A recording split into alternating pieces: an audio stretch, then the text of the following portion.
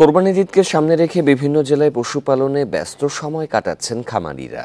গত বছরের তুলনায় এবার পশু খাদ্যের দাম বেশি হওয়ায় পশুপালনে খরচ বেড়েছে। এজন্য লাভ কম হবে বলে মনে করছেন খামারিরা। আর অবৈধ পথে পাশের দেশ থেকে গরু এলে লোকসানের আশঙ্কা রয়েছে তাদের।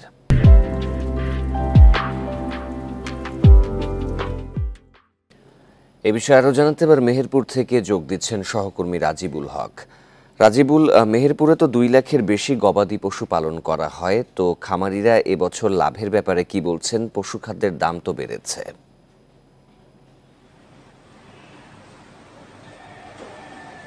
আসলে মেহেরপুর জেলায় ছোট বড় প্রায় 30,000 মতো খামারি আছে, যারা আসলে এই পুরো ঈদকে সামনে রেখে, কোরবানি ঈদকে সামনে রেখে কিন্তু গরু হৃষ্টপুষ্ট বা মোটা তাজাকরণ করে থাকে। বিশেষ করে এই সময় যে গরু হয়, মেহেরপুর জেলায় বিশেষ করে কাঁচা ঘাস এবং আবাদি জমিতে যেহেতু ঘাস চাষ করে গরু লালন পালন করে, সেক্ষেত্রে কিছুটা খরচ কম হলেও তবে এবারে কিন্তু আসলে গোখাদ্যের দাম অনেক বেশি বৃদ্ধি পেয়েছে, যার ফলে কিন্তু কৃষক খামারিরা যে ব্যয় গত অন্যান্য বছরে যে ব্যয় হয় তার থেকে এবার বেশি ব্যয় হয়েছে।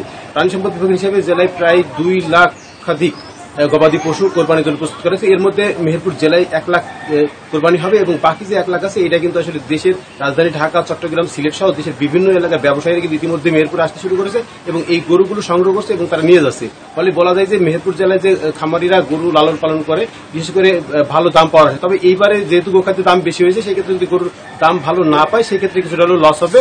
আর লোকসান, তেমন লোকসানের কথা বলে না তারা, শুধুমাত্র বলে যে ভারত থেকে যদি ঠিক ঈদের আগ মুহূর্তে ভারত থেকে যদি গরু আমদানি করা হয়, সেই ক্ষেত্রে আসলে দেশে যেভাবে যে গরু লালন পালন করা হয়েছে সেই ক্ষেত্রে আসলে অনেক প্রভাব পড়ে। তবে তাদের দাবি, যদি ঈদের আগে মুহূর্তে ভারত থেকে কোনো গরু আমদানি করা না হয়, তাহলে আমাদের দেশে যে পরিমাণ গবাদি পশু কোরবানির জন্য প্রস্তুত করা হয়েছে, এই গরুই কিন্তু আসলে কোরবানির চাহিদা পূরণ করতে সক্ষম হবে। তবে ভারত থেকে যদি গরু হয়, তারা আসলে লোকসানের মুখে পড়বে। তবে প্রাণী সম্পদ বিভাগ বলছে যে যেহেতু আমাদের দেশে যে পরিমাণ গরু বা ছাগল, গবাদি পশু যেগুলো কোরবানির জন্য প্রস্তুত রাখা হয়েছে, সেই ক্ষেত্রে আসলে ভারত থেকে আমদানি করার কোনো সুযোগ নেই। তারপরেও যদি খামারিরা বিক্রি করতে সমস্যা হয়, সেই ক্ষেত্রে হাট বাজারে বিক্রি করার পাশাপাশি কিন্তু অনলাইনের মাধ্যমে কিন্তু এই জেলার যে গবাদি পশু আছে সেগুলো কিন্তু বিক্রি করতে পারবে। ফলে বলা যায় যে কৃষকরা বা খামারিরা যে কাঙ্ক্ষিত যে লাভ, সেটা হয়তো এবার পেতে পারে যদি ভারতীয় গরু না আসে।